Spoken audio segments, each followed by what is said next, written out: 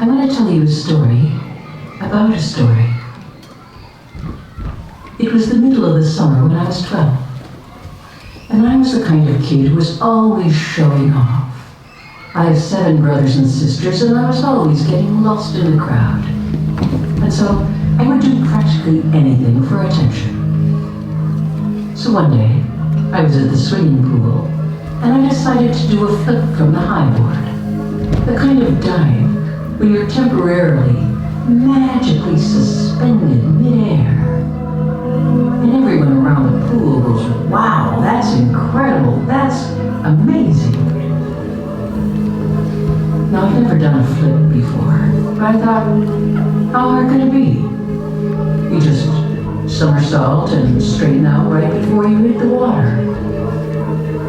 So I did, but I missed the pool, and I landed on the concrete edge and broke my back. I spent the next few weeks in traction in a children's ward at the hospital. And for quite a while, I couldn't move or talk. I was just sort of floating. Then one day, one of the doctors came to see me, and he told me that I wouldn't be able to walk again. And I remember thinking, this guy is crazy. I mean, is he even a doctor?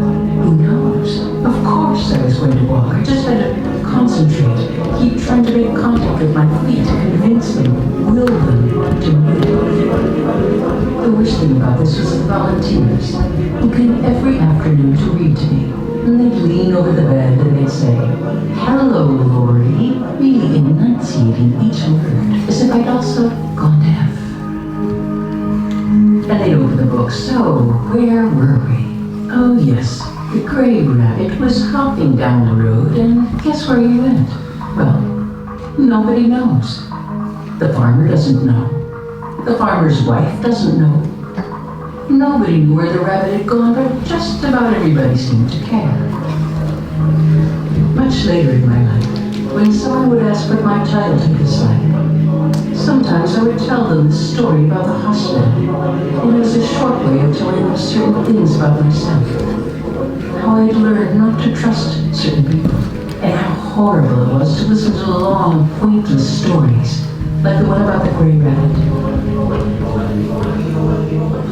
But there was always something weird about telling this story that made me very uneasy, like something was missing.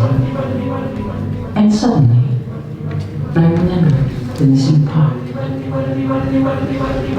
It was the way the ward sounded at night.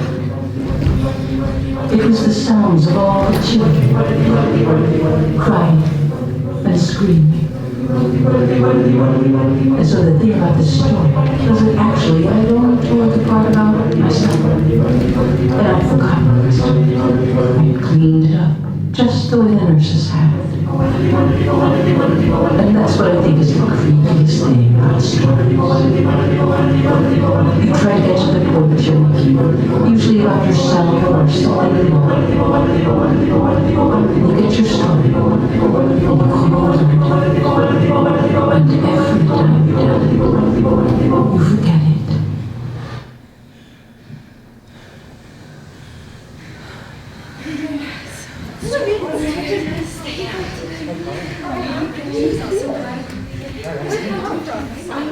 So great.